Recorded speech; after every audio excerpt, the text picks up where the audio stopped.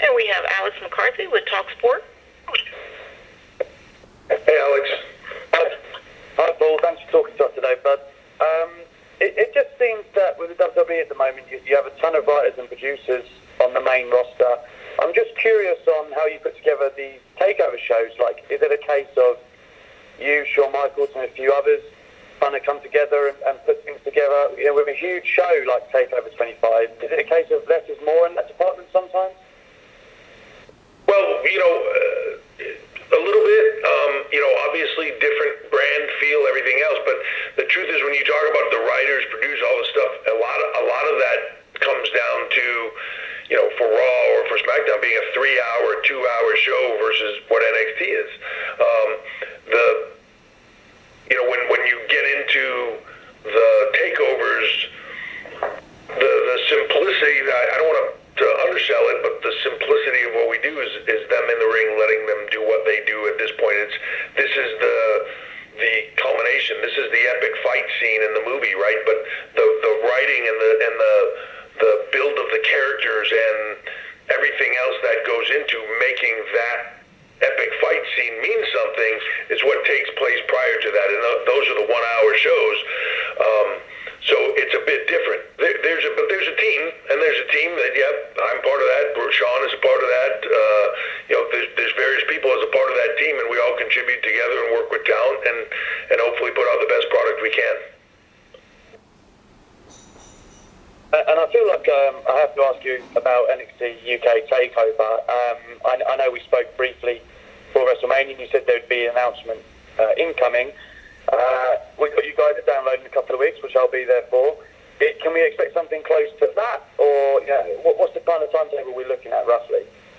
Yeah, I'm hoping we're going to be able to put out something soon on that. We're just trying to finalize some things. As I said, even for this in the U.S., things shift and change, and when one piece moves, the dominoes fall, and it kind of changes things. So as the dominoes fell, it shifted down the line. But hopefully, we'll have an announcement here soon. Our last question is from Connor Casey with comicbook.com. Please go ahead. Hey, Connor. Hey, Paul. Time, appreciate it. You mentioned earlier about how the San Jose event fell through because of scheduling. Has there been any conversation about possibly bringing a different takeover standalone event to that venue in the future? Oh yeah, it's that we've tried to put out there that it's not something that we just said, oh well, it didn't work out, too bad for you guys, and we're going to try to find the right place and the right time to do something again there. That's a great venue, and I love it, and it's meaningful to us, and so we'll definitely look to doing something there. As far as a time frame on that, at this point I couldn't even begin to guess on it, but it's definitely on the radar. Awesome. And last thing, are there any challenges with promoting and running a standalone event like this where you don't have the main roster crew getting ready for a show the next day or so? Well, I mean, it's certainly in an area where you have a couple of epic events coming in and a Raw and SmackDown pay-per-view coming in that is getting massive media and massive traffic and massive everything else. That level of attention certainly adds to us and certainly adds to how we can do business. But it's the brand, I believe, NXT over the course of, this is 25, so over the course of these 25 shows has built a reputation, has built brand equity and among itself of what we are and what we will deliver and an expectation. And I believe that fans are aware of that and are excited to come to that. So to me, while yes, there are challenges there because it's you're not drafting off of something else. It's definitely doable, and the excitement level is there.